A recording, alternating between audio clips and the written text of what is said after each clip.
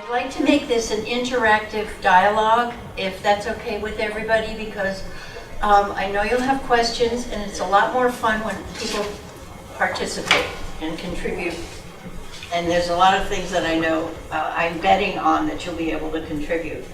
And of course, the memory lane thing is kind of fun, because how many of you walked past a bakery and smelled the cinnamon? Or walked into a Chinese restaurant and smelled I don't know what? Let's see, where else could we go? Oh, one of my unfavorite things, well, one of my favorite things is to go to the Renaissance Festival. But every time I get near the cotton candy things, I get nauseous. But you can smell that stuff, you know, the sugar. And that's something that I've gone, woo. But it's just things like that. And of course, the turkey legs, anytime I see turkey legs, it reminds me of the Renaissance Festival. But that's what I mean by food and memories and triggering memories. And so here, we'll just go ahead and see what's here. The emotional power of food. Anybody for a buffet? And that's just a little buffet. That's like when you go to somebody's home and they've gotten wonderful things prepared, or you do a potluck and you bring things. And usually when you go to a potluck, what do you bring? Your favorite dishes, yeah, usually. And things that you think, well, I like this, I hope everybody else does. And I've tended to do things like, for Thanksgiving, I went to a big church thing, and we were asked to bring side dishes. So I brought sweet potatoes, mashed sweet potatoes. And traditionally, my kids always love the one with the marshmallows on top. And I use fresh yams. And this year I just decided I would use the fresh yams, and I threw in some pumpkin. And then I also did not use a lot of sugar. And I didn't have any brown sugar, so I used an organic cane sugar that's real cane sugar. It's kind of brownish. And I didn't use a lot of sugar, so they weren't icky sweet. And I got some compliments back from people that really surprised me, because I like them that way. And I tend to, when I make cranberry sauce, which I did this afternoon, when the weather gets like this, I start to cook. And so I made cranberry sauce, and I almost forgot to put the sugar in it until I tasted it. It was a little tart. So I added probably in one little basket of, I guess it was about 2 cups of cranberries. I think I added maybe 1/3 of a cup of sugar, and that was enough. I also threw in an apple that cooked with it, so that added some sweetness to it. But at any rate, okay, buffets. And we're all going to hit these, right? If you haven't already, for the Christmas season and the holiday season and everything. So you'll have choices to choose from. And emotionally, food is powerful. It has a lot to do with how you feel. And I love this slide. You can tell that it affects your moods and your attitudes. Has anybody ever walked into, I don't know, a chemistry lab? Do you remember back in high school when you hit the chemistry lab and they were using sulfur? Yeah. It was the rotten egg smell. And we can all relate to that. So that's what I'm talking about. It's either garbage or something that gets to us. However, there's also the good stuff, and this I love. I just think that is gorgeous. Whether the food tastes good or not, that's an incredible atmosphere. And that affects the way you feel about the food too, because it affects your emotions. How many people would feel overwhelmed in there? Or just comfortable in a beautifully elegant atmosphere? That's kind of what I like about that one. And there's all sorts of different things on the table. It's very, very elegant. And then another kind of buffet. And we're all going to hit the buffets, and we'll talk about what I call wolf power. And all these aromas affect your brain chemistry. And to the point where you'll say, yeah, that's great. What do I smell? And sometimes, when I opened up the meat in there, I can smell the onions. And sometimes onions I like, and sometimes I don't. How many of you have ever sliced onions and needed a tissue? I found the cure to that, by the way. You get a spiralizer. And you stand back and you go like this. And it does a beautiful job. And then all you have to do is chop them up in cold water. Run your knife under cold water and your hands if you can. And there's a lot of different ways to do that, but it's the allium, I think, and the onions that get to your eyes. But sometimes it's good because it'll clean them out. Okay, the nose knows and remembers. How many of you can remember this? How was children? Who's had babies? I know we're about to have a baby. Okay, or children, grandchildren, whatever. The smell of that baby when you finish the bath. That's a yummy smell. And it's, you know, not that you want to eat the kid up, but that's one of the expressions. And I hope I have that in here. I did a paper with, oh, it's in there. Okay, it's a slide. Okay. Scents can be yummy or they can be stinky. Again, with the baby. You know when a baby has done something in their diaper.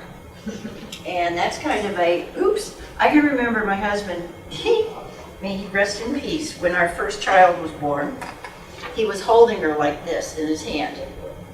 And my mother and I were about to go see a Dave Brubeck concert, because both of us love Brubeck, so she was there to help me with a brand new baby. And all of a sudden, we were in the other room, and I hear this, Ricki! Uh-oh, what happened? You know, I panicked. I walk in, and I was breastfeeding, so it was oozing from either side of the diaper, all over his arm.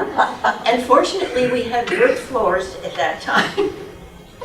And he was not very happy about that. But he learned to change diapers. But it was really very funny because it didn't smell very badly. And that's one of the things I noticed about when you nurse. It's cleaner than all the formula and the stuff that babies eventually start to eat. Okay. Not that the food and the baby diaper go together, but whoops, we follow our noses, and so do our furry friends. And actually, their sense of smell is even stronger than ours. And the cool thing about the sense of smell, in a lot of ways, is it is the strongest sense that we have. That, I mean, you can see things and sometimes the brain doesn't connect, but more or less immediately your sense of smell will pick up something and you'll remember what it was. You might not remember the first time you smelled it, but it will trigger something in your brain, in your body, that remembers. And it's sometimes good and it's sometimes not so good. And we all follow our noses. And there was another little cartoon that I had that was really very funny. Does everybody remember, I think it's Woody? One of the cartoon characters that flies. Well, not really flies, but there's a cartoon of him like up in the air and there's a scent. It's obviously a scent, and he's following the scent. It's so strong and it's drawing him somewhere. They didn't have the rest of the cartoon on there, but I got a kick out of that one. But we do too.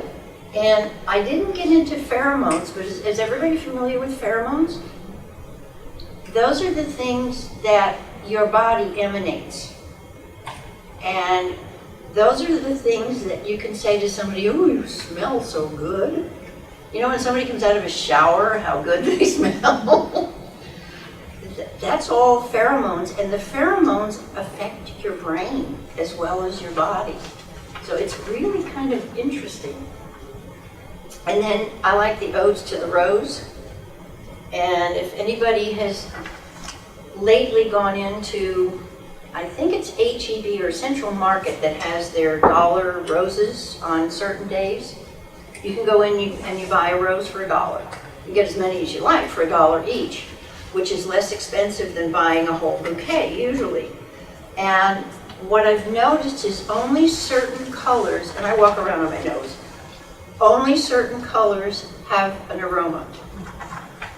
Has anybody noticed that? I think most of the time I found the yellow roses have more aroma than any of the others. And just for fun, check it out. Smell the different color roses. Because a lot of them are, I think they're hybridized, and in hybridizing them, they breed out, especially if they're being shipped, they breed out the aromas, and I was told this by a florist, because they don't want the bugs to smell and get into the flowers when they're being shipped. So I think that's a great idea, except that I really like the smell of a rose. And does anybody work with essential oils?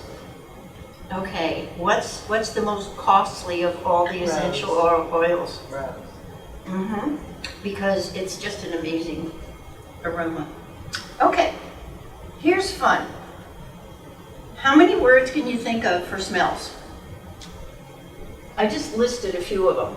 Words and expressions. And like things like, let's see if this works. Okay, smells and aromas are usually good things. And then you get to stinky things. Like there's something called stinky cheese. I can't remember, it's like not a blue cheese, but it's similar to that. Sniff, take a sniff of something. A scent is usually connected with what? Perfumes, right? And being aromatic, that could be oils, it could be a lot of things. We do breathe, hopefully, it's a good idea. And when you inhale, anybody do yoga or a discipline where you take a deep breath? And depending on where you are and what's in the room and so forth, there's a lot of different scents that you can get. And of course you do get a noseful, or you get a whiff of. What do you connect reek with? Foul odors. Foul odors. Or Foul strong. odors, right, okay. And I like this, be redolent of. That's a reminder, that's what we're talking about, smells being redolent of a certain occasion, something like that. Let's see, what would a good occasion with smells be? Besides walking into a locker room. A wedding. A wedding, okay. What else? Any other occasions? Funeral home. Yeah. I hate to say this, but sometimes a nursing home. And, okay, and things do emanate, they come out. I like the smells the aromas that emanate from baking something or from roasting something. Okay. And then you have something that smells fishy. Why do you think that's? I love a lot of these expressions, and obviously that one comes from either a fish market or why. I wonder how it became something fishy, which means something that's suspect. It's interesting how you can connect smells and occasions or things that are either good or bad. That's what that's about. And then, of course, delicious. Okay, just the words. How many of you feel different about that word and that word? Is there a difference in just reading the word? Okay. Okay. Now here's something. Where did Amy go? She's right over here. Okay. I want her to see this. How about that? I thought you might want to see that. Yeah. Yeah. That came from a TED Talk that I heard. Wow. Yeah. Not only can they smell everything that you eat or that you're cooking, they can sense the emotion that goes along with it. That's why he dances so much. He likes what you're Gets really eating. excited. Okay. Okay, that's a good But thing. you're excited. And here's another fun little statistic, because I think that to me is extremely powerful. That got my attention. Smells are learned, and this is all in the notes that I handed out, when you're about 2 or 3. Those things stick with us. And so even I would think, going back to this, that even if a fetus smells something, they can't identify it yet unless they're really brilliant. But once they do identify it, it can be either a good or a not so good connection. Okay. Here's another fun thing. We shop, cook, and prepare foods like our parents did, and sometimes our ancestors. Why do we keep eating turkey and all the goodies at Thanksgiving? What's the story about that? Tradition. The Pilgrims. Did the Pilgrims really eat turkey and cranberry sauce? Does anybody know for sure? It's probably documented. I didn't actually look it up, but I'm sure it's documented someplace. And then as a family, we eat different things every year. And then again, we eat the same things. There's an old story about the woman who had a pot roast, and before she cooked the pot roast, she cut both of the ends off before she put it in the baking pan. And when somebody asked her, why do you cut the ends off? And she said, well, my mom always cooked it that way. And then the thought hit her, she said, you know what? I think she did it because it wouldn't fit in the pan otherwise. But this is, you just sort of do things unconsciously when it comes to things like that, traditions. And then I like this. That's tradition, and it's a lot of different things that go into it. Okay, and then of course the holidays and the traditions can also bring on attitudes and dislikes. Now here's the fun part. How many of you, and I picked this refrigerator, this is not my refrigerator, but I picked the picture because it's somewhat typical of a lot of people's refrigerators and freezers. And I said, well, I don't shop like my mother did until I opened the refrigerator and I took a look. And there were a lot of things in there that she did have. And usually that's the things on the door. Why do we put all the condiments on the doors? You know, all the jars of jelly and mustard and mayonnaise and things like that. Did your mom do that? Yeah. Yeah. Well, it's a good place because they're little and you can get to them easily. But the fun part is figuring out what else was in there that she and we both use. I'm not a big fan of orange juice because I like the fruit. It's much better for you than the juice because the juice is concentrated sugar and the fruit's really good for you. And you can do lots more things with orange. But there's a lot of stuff in there. Of course, this is not much in my refrigerator. There's a beer back there or two for somebody who comes to visit. And I think I've had a 6-pack of ginger ale for a year. That's how much soda I drink, but somebody's going to come drink it, so I have it in there. And then, of course, this is my favorite part, the fresh vegetables and fruits. And most of the time, my fruits are out where they can ripen, and then people can see them. Because you really don't want a lot of them, I don't want a lot of them cold. I think the flavors and aromas come out better when they're at room temperature, for the most part. Okay. What else would you have in your pantry that your mom had in her pantry? Anybody care to share? I really don't have anything in my pantry my mother had, other than sugar and flour. Okay, what about rice? She, Or lentils? Some sort of legumes, beans? Anything like that? And, oh, by the way, how many of you have nuts? Mixed nuts or some kind of nuts that you munch on? Mm-hmm. Just one hint in that area, I really believe in keeping them in the refrigerator because they have oils.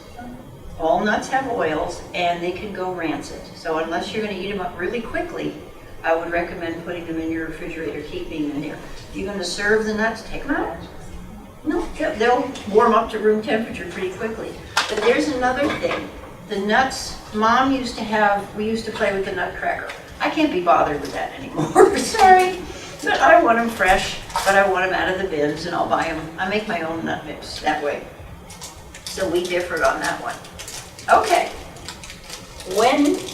What do you do when you shop for veggies and fruits? How do you pick them?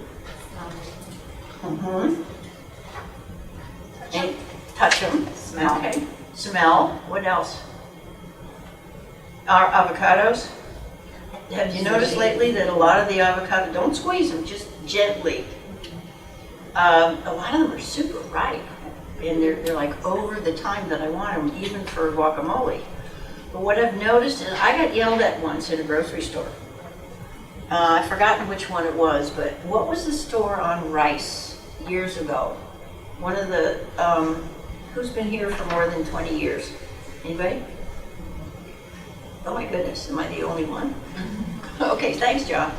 There was a grocery store there where they were very, very picky about, you couldn't touch the vegetables, you had to have somebody select them for you. And I picked up a pear because I want my pears to smell like pears. And I went like this, and he just about had an apoplectic fit. Do not put your nose on the fruit. I said, excuse me? But I have to smell it first. If it doesn't smell like it's supposed to taste, I won't buy it. And it may not be ripe, and sometimes it has to ripen a little bit more. And I'm a fan of taking home the mostly ripe and eating them up as, pretty soon. If I don't get to eat them, they sometimes will go into a smoothie if they're a little overripe. But the smell has to be there for me to buy it. It's just, especially with fruit. And so I find that, the fresh fruit and vegetable needs a nose. And they're not just aromatic. There's healing power in all the food we eat. And some of it comes from simply blessing your food. I get a lot of people who will say, well, that's not good for me, I'm not going to eat it. Or that's bad stuff. And they're talking about bananas. They're too fattening. Bananas are good for you. If you can eat bananas and they agree with you, that's fine.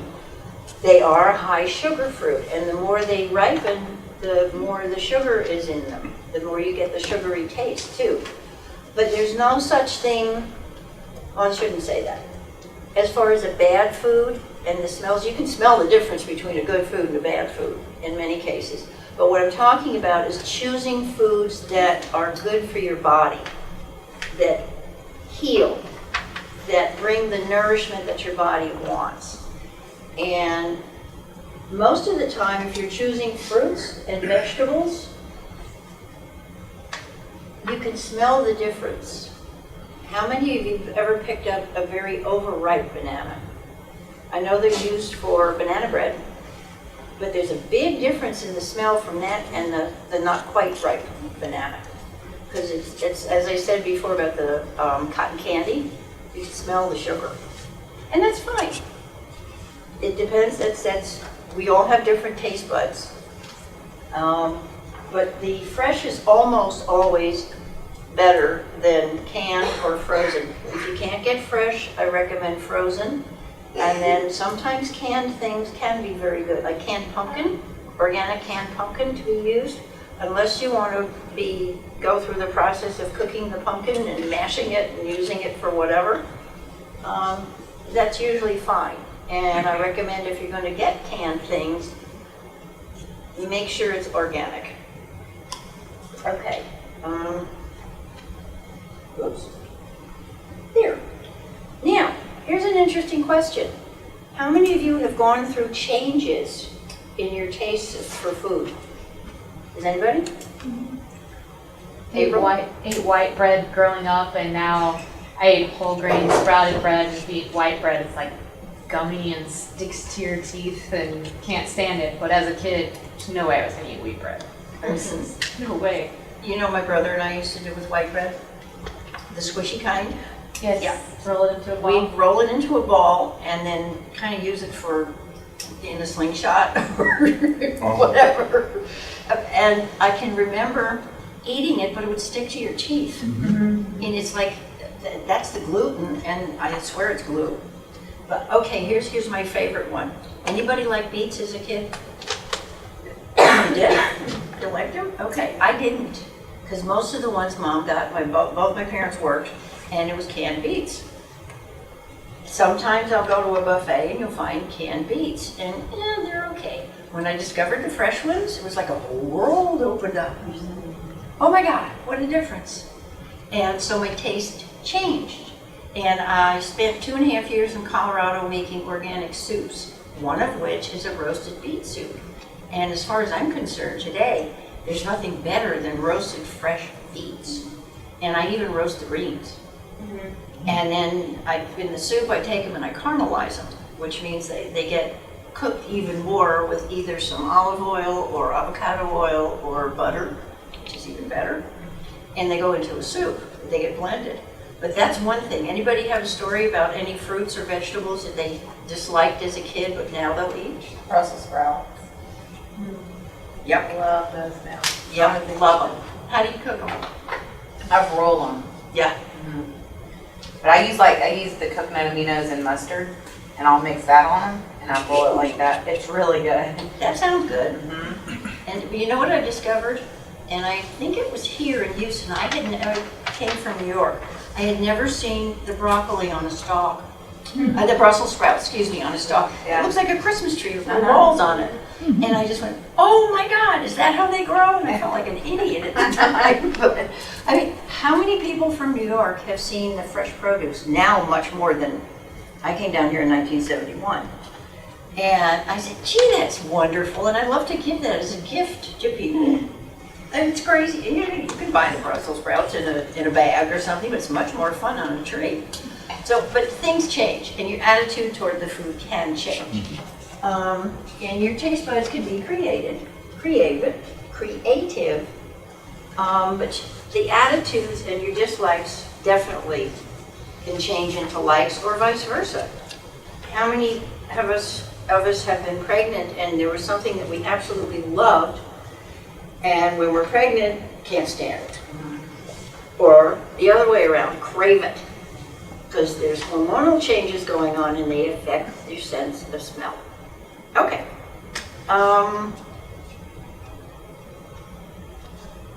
This is another wonderful slide. Anybody ever gone to one of those? Okay, where do you start? It's a conundrum sometimes because do you start with dessert? I did that once. I've done it more than once, actually. Years ago, I did it on a date. And I ordered, I will never forget this, I ordered mud pie. Has anybody ever had mud pie? It's coffee ice cream with chocolate. It's divine, actually, as far as I'm concerned. And it's a pie. And you get this great big wedge of it. And the person that I was on the date with kind of went, really? So I ate part of it.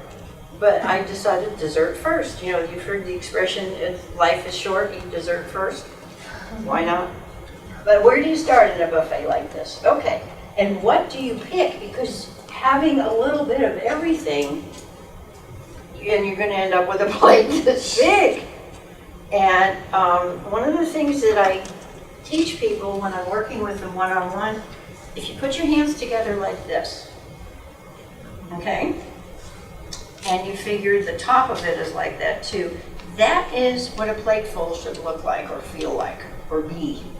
Because that's enough food usually to satisfy most people. And I've had some people say, can we, no. To actually have a meal, that's probably good. And so hopefully it changes their ideas of what to eat. And with a buffet like this, my suggestion is pick out the things you really love. Or pick out some things that you don't have all the time and you want to try a little taste of it. And the suggestion would be like a spoonful, a tablespoonful, and something new that you haven't tried before, take a little teaspoonful of it. You can always go back and get more. But as far as a buffet like this, it's like choices abounding. Okay, here's just a few ideas to keep you from driving yourself crazy and overdoing it on the holidays. Because, just some practical ideas, because your unconscious kind of goes with you to one of these. I just go, at something like this. And so the brain satiety goes, it leaves. It says, okay, what can I taste? So let's try this. Number one, think quality over quantity. If you want a little taste of something, take a spoonful. As I said, you can always go back for more. If the choices are coming to you and you know that the smells are there the tastes are there, and the whole thing is going to be a real feast, that's wonderful. Okay. But there's always another time to eat something. And remember who's making the choices. When you point at somebody and say, you're eating that, there's 3 fingers pointing back at you. So remember who's making those choices. And take your time and chew. That seems really elementary. Once you smell something and you put it in your mouth and you start to chew it, your nose is still involved in it. Have you ever held your nose and chewed something that you really like, that you smelled first? I think it tastes different. Has anybody ever tried that? Yeah. It's silly, isn't it? You're like this chewing something. But your nose is always involved in the enjoyment of your food, as well as a lot of other things. Okay. And think before taking more. Allow yourself 15, 20, 30 minutes for, it's the vagus nerve in your stomach, and I had to explain this to my 60-something-year-old brother. Is my stomach connected to my brain? Usually. And he said, oh, really? I said, yeah. Okay, because there's a thing in there called a nerve, a vagus nerve, that has direct contact with your brain, and it lets you know when you're full, or almost full. And there's a theory in, I think it's Ayurvedic medicine, that eat until you're about 3/4 full. And in other words, hit the buffet and take a small plate and fill it up. It'll look like more anyway that way. Or take a bigger plate and leave yourself some room on it. There's a lot of different ways to do that. The idea is to get to the point where you're satisfied, but not to the point where you're bloated. And your nose can help you do that. Or it can be an ally, or what's the other word? An enemy? Yeah. Okay. How about that? Can you eat something before you go? Can you eat or drink a big glass of water or 2? But a smoothie or a salad or something that is low carb, low calorie, it'll somewhat fill you before you get to where you know you're going to be really tempted. And then just take little pieces or little bites and resist going back for more. And then, of course, be picky. Please be picky. And this is something that somebody told me the other night, and I thought it was really interesting because I know we've all done this. You're at someone's home and they're just so proud of the spread that they have out there, and you really don't like that or that, but they put it on your plate for you and you feel as though you've got to eat that. Has anybody been through that? Yeah, you got to satisfy the host. You do. You can politely decline something or just take a little taste and leave the rest of it there. And if the host or hostess is so sensitive that they feel as though you just, you're turning down their best creations, I think that's their problem. And I don't mean to be rude. I certainly would not be rude because I cook and I like to serve people. But you have to satisfy yourself. You can't make up for somebody else's whatever. You've got to be good to yourself. Okay. And the other thing is, can you yak and chew at the same time? Which brings me back to, Mom said don't talk with food in your mouth. And this is, number 8 is the fun part. If it's not through your lips, it doesn't land on your hips. And I'd like to open it up for questions. Anybody have questions about, the fact that your nose really leads you through your life? And it has a lot to do emotionally with whether you go back to someplace or go back for something. And who's got some ideas? Beverly? I found that my husband has always had issues with his with smell. He's had surgeries and so on and so forth. And the thing about it is that if your nose, if you can't smell, well, you can't taste either. Right. So you really do not enjoy the benefit of the food that you're really eating. Yeah, it's unfortunate. It's very unfortunate. Mm-hmm. It's very sad. Yeah. Because I, on the other hand, love the taste of food, but I have a good sense of smell. So, Yep, there's the perfect example of it. The other thing is your tongue, and I didn't do this, there were pictures of tongues that I looked at. You taste different tastes on different parts of your tongue. You taste the sweet and the salty in different places. For example,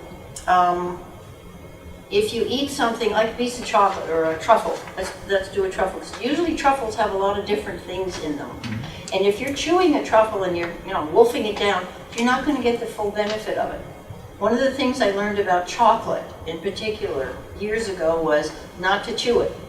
You suck on it because then it gets all over on your tongue and you can really taste the difference in the chocolate and the different subtle flavors or whatever's used in the truffles there.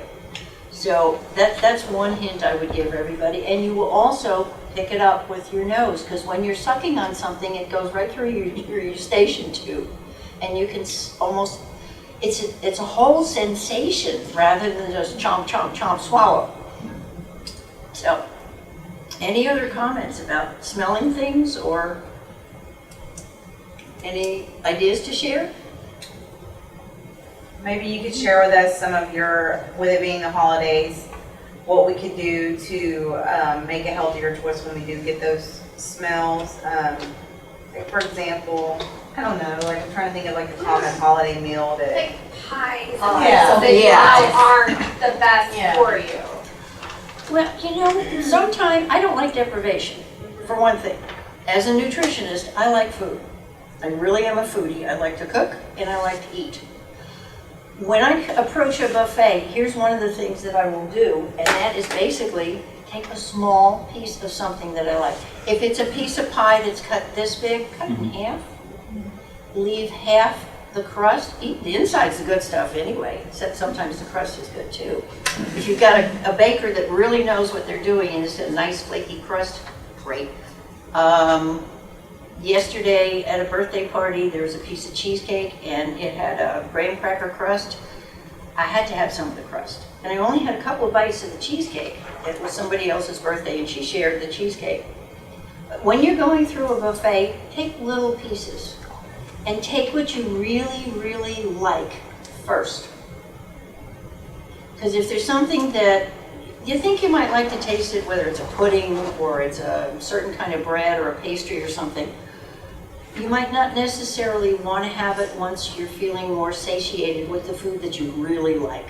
Take those things first and take little pieces of it. You could always go back and get more. But my suggestion is get your proteins first and then add your carbs. If you look at a plate, if you've seen the My Plate thing, which is not my favorite, but I will suggest to somebody that they have a quarter of the plate is protein, because most of us need the protein to build muscle, among other things, and then vegetables. And if you need a starch in there, especially there's another theory about eating starchy vegetables with proteins that don't digest as easily. So you have your protein and then you have your non-starchy vegetables. You can throw in a potato or a little piece of, yam or whatever, that's fine, if your body will take it. The suggestion that I would make that I think people are going to find interesting is eat dessert first if it's fruit. Fruit digests faster than anything else. Within 15 minutes of eating a piece of fruit, it's starting to go. And when you pile the fruit, like inside, you put the fruit on top of the vegetables, the meats, the whatever else you've got in there, it's struggling to get through. Does anybody ever experience a little burp after doing that? Or maybe some indigestion? That's because the fruit is trying to get through everything else, so it's going to come back and say, hello, eat your fruit first. There have been a lot of digestive issues with fruit and other foods that have been solved just by doing that. So try the fruits first. We used to get, as a kid, I can remember having fruit cocktail. that was the beginning of a meal. So we got our fruits, and it kind of, especially with pineapple, because it's bromelain and it's digestive enzymes, that helped your body to digest the rest of the meal. And it makes it easier for your body to digest the rest of the meal because you're putting the heavy stuff on top of the light stuff that's already gone through. Does that help any? Oh, yeah. That's one suggestion, or several. But take tastes. My late husband used to eat tastes of things. He would eat a lot of something, but he'd have a little taste of this and a little taste of that. So he had a whole variety. And if you look at Ayurveda, anybody familiar with Ayurveda? Okay, the 6 tastes. You're supposed to get 6 different tastes every day into your body. That's sweet, sour, salty, which is what most Americans get. And then there's bitter, pungent, and astringent. Bitter would be things like bitter greens or bitter fruits. Pungent are spices and herbs. And then you have the astringents. And something like raspberries are astringents. Those are drying foods. And so when your body experiences all 6 of those, and you can take a little taste of different things that have some of those foods that feed that, that would be probably a lot easier for most people to digest, and you'll feel better. How many of you have walked away from a buffet feeling like, OMG, why did I do this to myself? And then how many times have you walked away saying, that was good and I really like some more, but that's it, I'm done. That takes what I call won't power. I won't go back and have some more. It's not willpower, it's won't power. At least that's what I call it. And as far as getting through the holidays, we're all going to be tempted. If you can split a dessert with somebody, share. This is the season for sharing. Share the food, share the joy, share the sugar. If you're going to eat a bunch of it, would you like half of this pie? Why not? And hand out 3 forks and stand there and let everybody take a bite. But that's seriously, I look at buffets as wonderful things, and sometimes it's a mixed emotion there.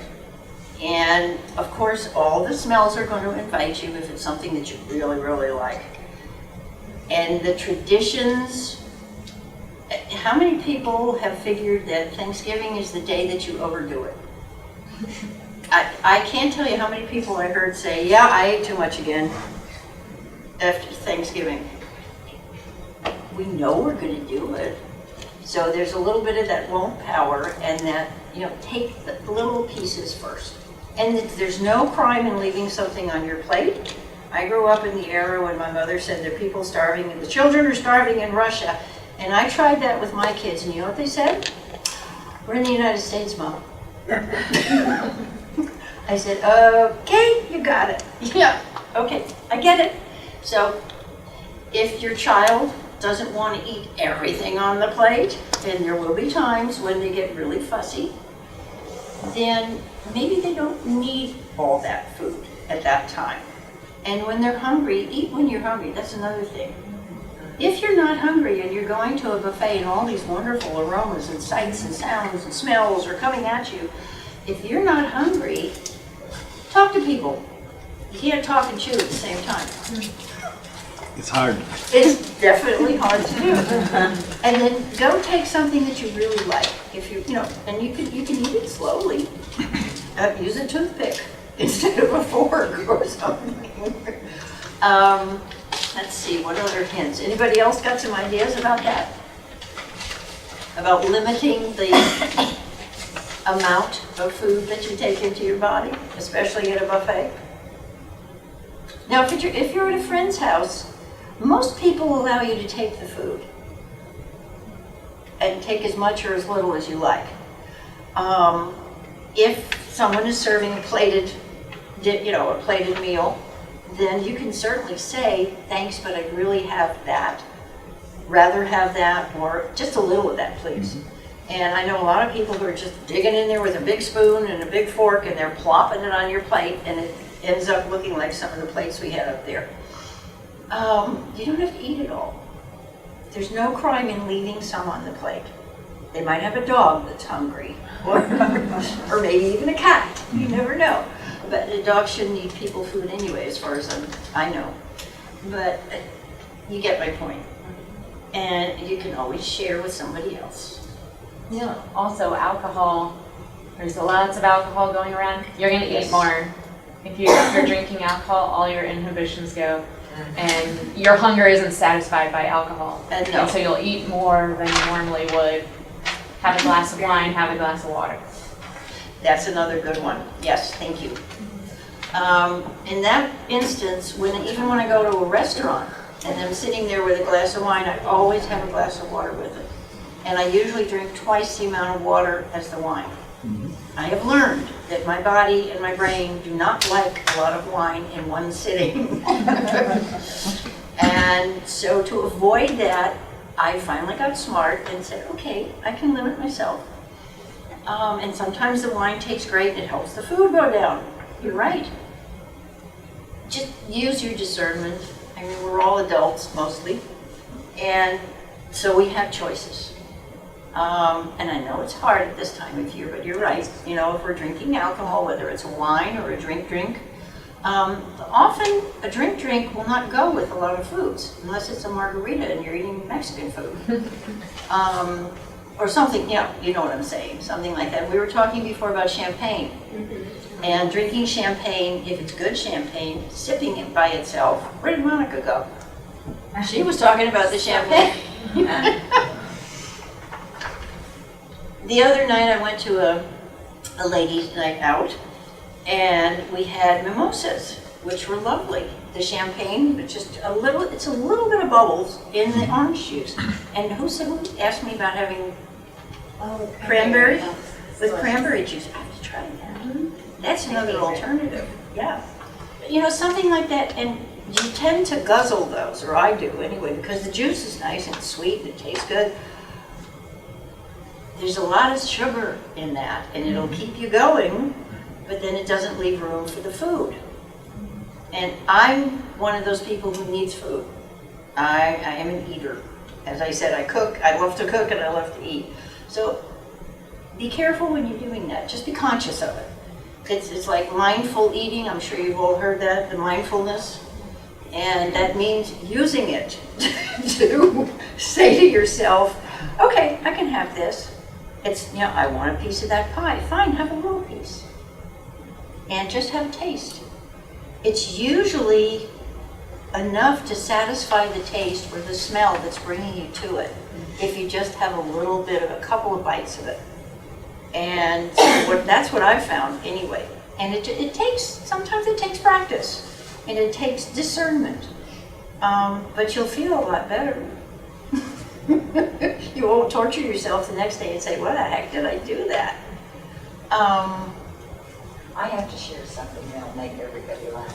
Good. Years and years ago, my husband and I worked the company that he was working for. He was in sales and he won a cruise. So we went on the cruise, and of course, the abundance of food and the midnight buffet and all that stuff. And we're sitting there, and the gentleman that owned the company and his wife were sitting at the table. And he looked at me and he said, Beverly, I just have to tell you that I have sit here and observed you, and you eat like a bird with a broken beak.